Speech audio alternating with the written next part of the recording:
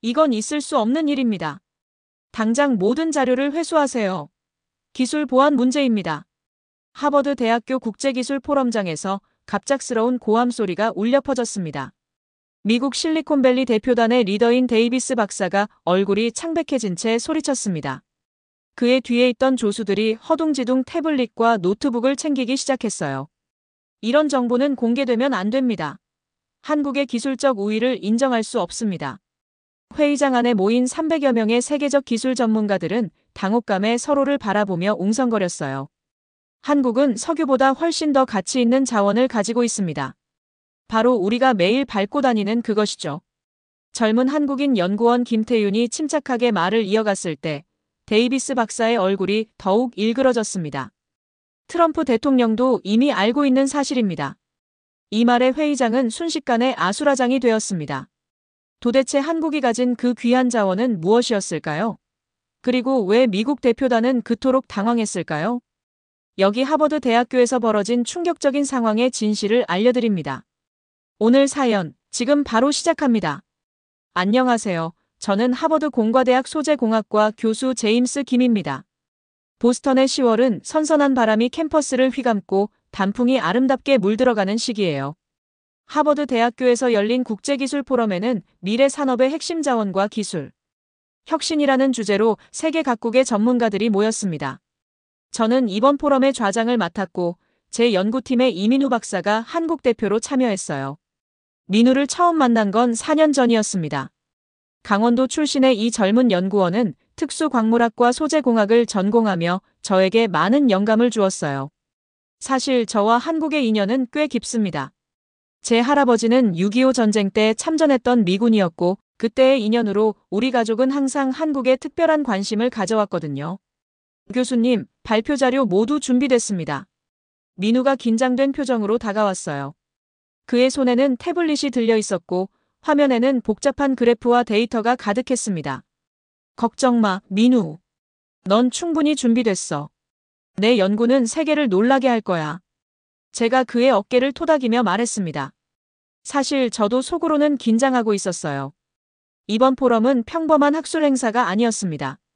세계 각국의 기술 정책 담당자들과 거대 기업의 최고 기술 책임자들이 대거 참석했거든요. 이번 포럼의 주요 쟁점은 단순했습니다. 미래 첨단 산업에서 가장 중요한 자원은 무엇인가? 석유, 히토류, 리튬 같은 전통적 자원일까? 아니면 새롭게 주목받는 대체 자원일까? 그리고 어떤 국가가 그 자원을 가장 효과적으로 활용하고 있는가? 미국 실리콘밸리에서 온 앤더슨 박사와 그의 팀은 히토류와 같은 전통적 자원의 중요성을 강조하는 발표를 준비했습니다. 앤더슨 박사는 미국 최대 반도체 회사의 연구소장으로 트럼프 행정부 시절 국가과학기술위원회에서 활동했던 영향력 있는 인물이었죠. 김 교수님, 미국 대표단이 상당히 공격적인 태도로 나올 것 같습니다. 민우가 걱정스레 속삭였어요. 그의 말은 틀리지 않았습니다. 앤더슨 박사는 포럼이 시작되기 전부터 한국의 기술 발전에 대해 노골적인 의심을 표현했거든요. 전문적인 토론일 뿐이야. 데이터와 사실로 말하면 돼. 제 말과는 달리 저도 어딘가 불안했습니다. 민우의 연구는 지난 3년간 극비리에 진행된 것이었고 오늘 처음으로 그 결과가 공개될 예정이었으니까요. 포럼이 시작되고 앤더슨 박사가 먼저 발표대에 올랐습니다. 그는 자신감 넘치는 목소리로 발표를 시작했습니다. 21세기 기술 패권의 핵심은 히토류와 같은 전략 자원의 확보에 있습니다. 중국, 미국, 러시아와 같이 이러한 자원이 풍부한 국가들이 항상 기술 혁신을 주도해 왔습니다. 트럼프 대통령이 늘 강조했듯이 자원 안보가 곧 국가 안보입니다. 그의 슬라이드에는 세계 자원 분포도와 첨단 기술 특허 보유 현황이 나란히 표시되어 있었습니다. 그래프는 자원 보유국과 기술 선도국 사이의 높은 상관관계를 보여주고 있었어요. 세계 10대 반도체 생산국 중 8개국이 주요 광물 자원 보유국입니다. 특히 미국은 첨단 기술 개발을 위한 연구 인프라와 풍부한 자본, 그리고 전략 자원에 대한 접근성을 바탕으로 기술 혁신을 이끌고 있습니다. 앤더슨 박사의 발표는 체계적이고 논리적이었습니다. 청중들은 고개를 끄덕이며 설득되는 듯 했어요. 민우는 점점 더 긴장한 표정으로 노트에 무언가를 빠르게 적어 내려갔습니다. 다음은 하버드 공대 이민우 박사의 발표입니다. 제가 그를 소개하자 회의장에는 정중한 박수가 이어졌습니다. 하지만 앤더슨 박사팀에서는 미소를 띤 채 서로 눈짓을 주고받았어요. 그들의 표정에는 이제 한국이라는 작은 나라의 연구원이 무슨 말을 할까 하는 가벼운 조롱이 역력했죠. 민우는 떨리는 손으로 마이크를 잡았습니다. 그의 첫 국제 발표였고 미국 측의 강력한 주장 앞에 그가 어떤 논리를 펼칠지 저도 궁금했습니다. 민우의 얼굴에서 긴장감이 사라지고 갑자기 자신감 넘치는 미소가 번졌습니다. 그 순간 저는 그가 무언가 놀라운 것을 보여줄 준비가 되어 있다는 것을 직감했습니다. 안녕하세요, 이민우입니다. 오늘 저는 모래에 대해 이야기하고 싶습니다. 민우의 첫마디에 앤더슨 박사와 그의 팀이 서로를 바라보며 실소를 터뜨렸습니다. 모래? 도대체 그게 무슨 중요한 자원이라고? 그들의 표정이 그대로 말하고 있었죠. 민우는 그들의 반응에 아랑곳하지 않고 침착하게 계속했습니다. 여러분, 모래를 마지막으로 유심히 살펴본 적이 언제인가요? 해변가에서 발에 묻은 모래를 털어낼 때? 아니면 건설 현장에서 흔히 보는 모래 더미를 무심코 지나칠 때? 회의장이 조용해지자 민우는 작은 목소리로 이어갔습니다. 제 이야기를 할아버지의 이야기부터 시작할게요. 화면에는 한 노인의 사진이 나타났습니다. 햇볕에 그을린 얼굴에 깊은 주름이 패였지만 눈빛만은 반짝이는 노인이었습니다. 이분은 제 할아버지입니다. 1970년대 강원도 삼척의 해안에서 모래를 채취하는 일을 하셨어요. 그때 한국은 가난했고 할아버지에게 모래는 그저 생계를 위한 하나의 수단이었을 뿐이었죠. 민우의 목소리가 조금 떨렸습니다. 그의 개인적인 이야기에 청중들은 더 집중하기 시작했습니다. 할아버지는 매일 새벽부터 바닷가에서 모래를 퍼담아 건설회사에 팔았습니다. 그 시절에는 모래가 그저 건물을 짓는 데 쓰이는 흔한 재료였죠. 하지만 우리는 그 모래 속에 숨겨진 보물에 대해 전혀 알지 못했습니다. 앤더슨 박사가 못 참겠다는 듯이 끼어들었습니다. 정말 흥미로운 개인사네요. 하지만 저희는 주요 산업자원에 대한 학술 포럼을 하고 있습니다. 모래 이야기가 어떻게 여기에 관련이 있는지 모르겠군요. 그의 말에 몇몇 참석자들이 웃음을 터뜨렸습니다. 하지만 민우는 전혀 당황하지 않고 미소를 지었습니다. 앤더슨 박사님, 인내심을 가져주시면 감사하겠습니다. 곧 그 연관성이 명확해질 거예요. 민우는 화면을 전환했습니다. 이번에는 정밀한 현미경 사진들이 나타났습니다. 이것은 평범한 모래의 현미경 사진입니다. 그리고 이것은 한국 강원도 동해안에서 채취한 특별한 모래의 사진이죠. 두 이미지 사이의 차이는 확연했습니다. 두 번째 사진의 모래 입자는 훨씬 더 균일했고 특이한 결정 구조를 가지고 있었습니다.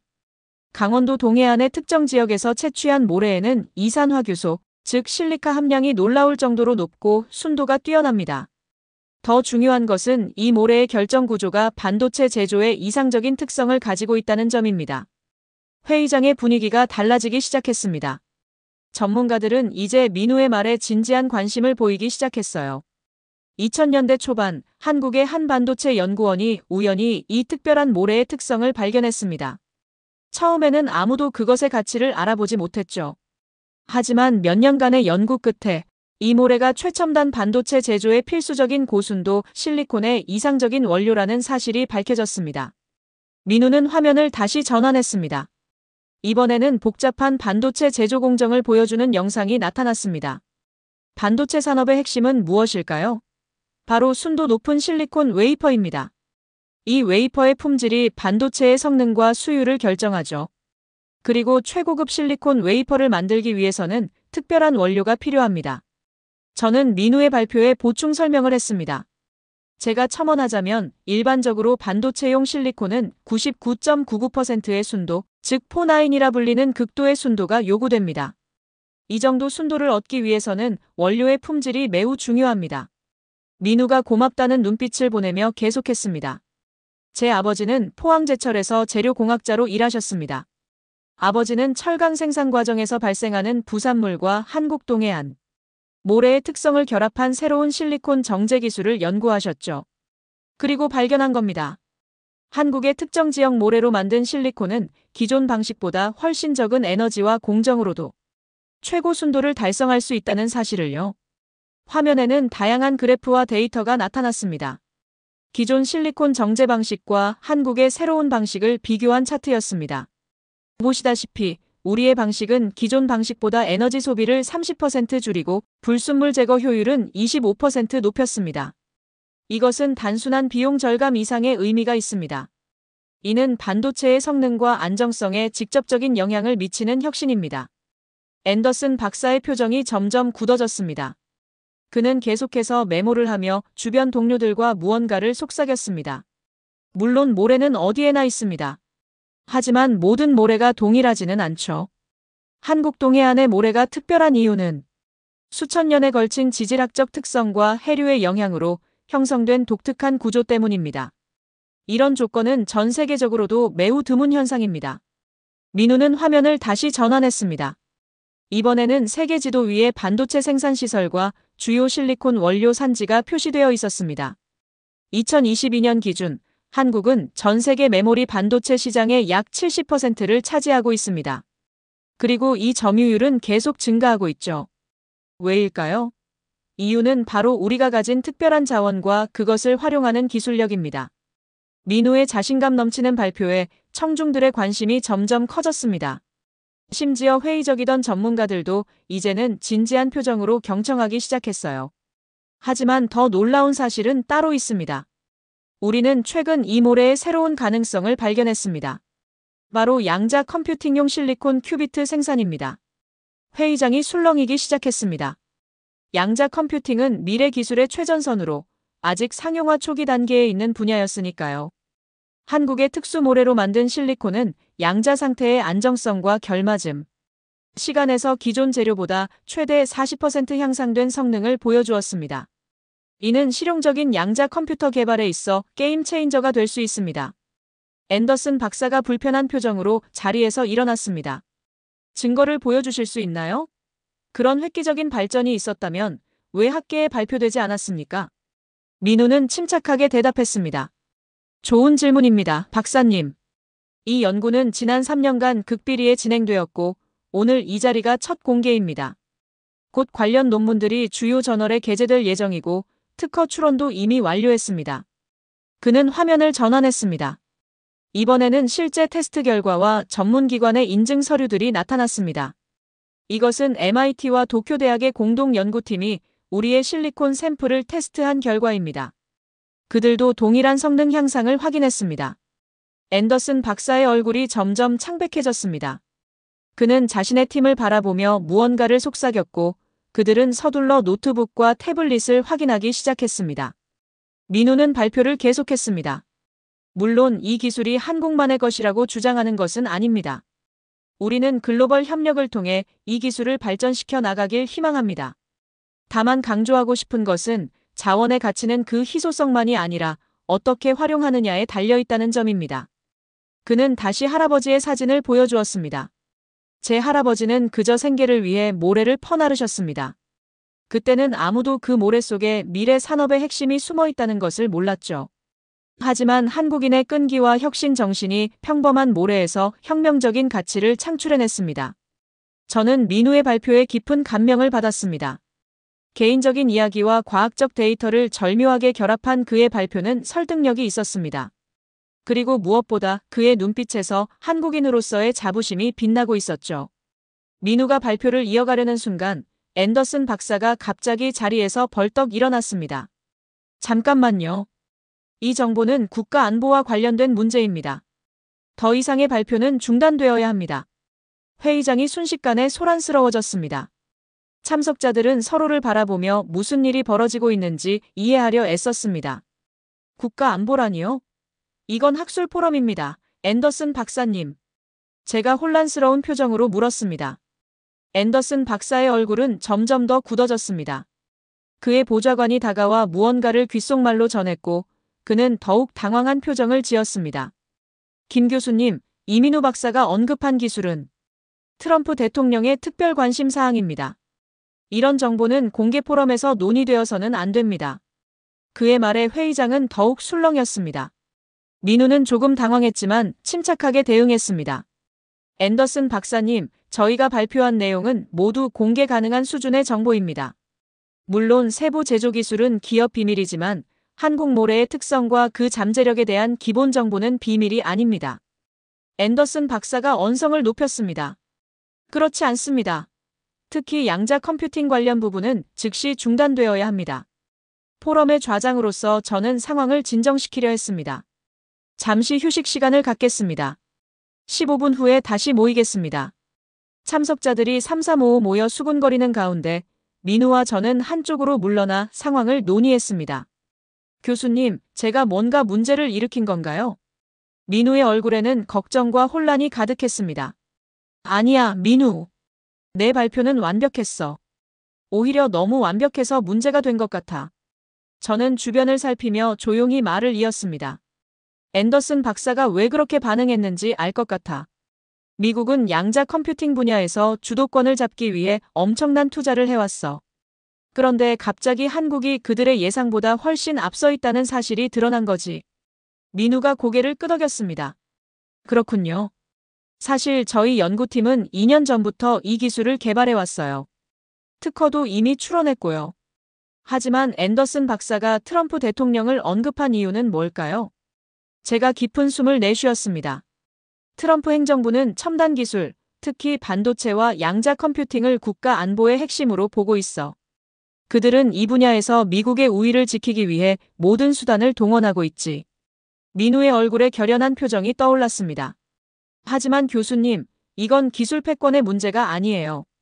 저는 그저 우리 할아버지 세대가 밟고 다니던 평범한 모래에서 어떤 가치를 찾아냈는지, 그리고 그것이 어떻게 한국을 변화시켰는지 이야기하고 싶었을 뿐이에요.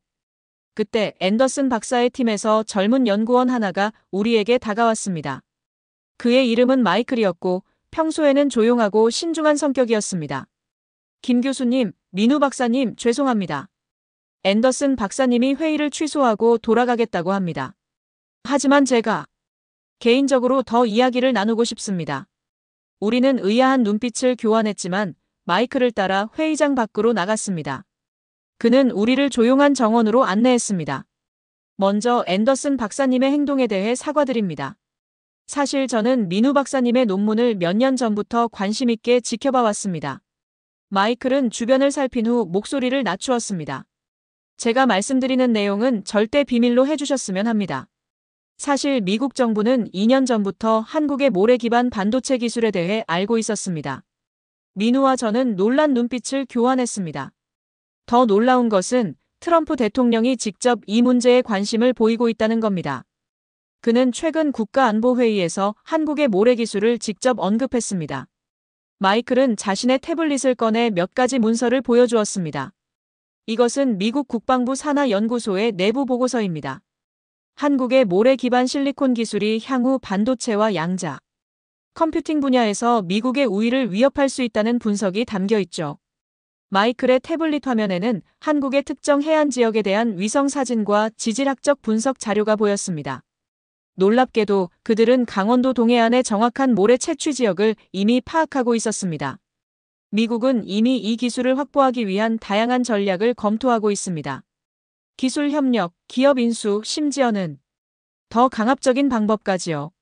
민우의 얼굴이 굳어졌습니다. 그래서 앤더슨 박사가 그렇게 반응한 거군요. 우리가 이 기술을 공개적으로 발표하면 미국의 계획이 어려워질 테니까요. 마이클이 고개를 끄덕였습니다. 정확합니다. 하지만 제가 이 이야기를 하는 이유는 다릅니다. 저는 과학자로서 이런 기술이 한국가의 독점물이 되어서는 안 된다고 생각합니다. 특히 양자 컴퓨팅처럼 인류의 미래를 바꿀 수 있는 기술은요. 저는 깊은 생각에 잠겼습니다. 마이클의 말은 위험하면서도 용기 있는 행동이었습니다. 마이클, 왜 우리에게 이런 정보를 알려주는 거죠? 당신에게는 위험한 일 아닌가요? 마이클은 쓴웃음을 지었습니다. 제 어머니는 부산 출신입니다. 한국계 미국인이죠. 저는 어릴 때부터 한국과 미국 두 나라 모두를 사랑해왔습니다. 그리고 저는 진정한 과학적 발전은 국경을 초월한 협력에서 나온다고 믿습니다. 민우의 눈에 감동의 빛이 어렸습니다. 정말 감사합니다, 마이클. 저도 같은 생각입니다. 이 기술이 한국만의 것이라고 생각한 적은 없어요. 다만 우리 할아버지 세대가 그저 흔한 자원이라고 여겼던 모래에서 놀라운 가치를 발견했다는 이야기를 하고 싶었을 뿐이에요. 마이클이 갑자기 주변을 살폈습니다. 서둘러야 합니다. 앤더슨 박사가 저를 찾고 있을 거예요. 그는 작은 USB 드라이브를 민우에게 건넸습니다. 이 안에는 미국이 연구 중인 양자 컴퓨팅용 실리콘 기술에 관한 자료가 있습니다. 한국의 기술과 결합하면 우리는 함께 훨씬 더 빠르게 발전할 수 있을 겁니다. 저는 놀라움을 금치 못했습니다. 마이클, 이건 미국의 국가 기밀 아닌가요? 마이클이 침착하게 대답했습니다. 기밀 수준의 정보는 아닙니다. 하지만 확실히 민감한 정보이긴 하죠. 다만 저는 이것이 올바른 일이라고 믿습니다. 과학은 인류 공동의 유산이어야 하니까요. 그때 멀리서 누군가 마이클의 이름을 부르는 소리가 들렸습니다.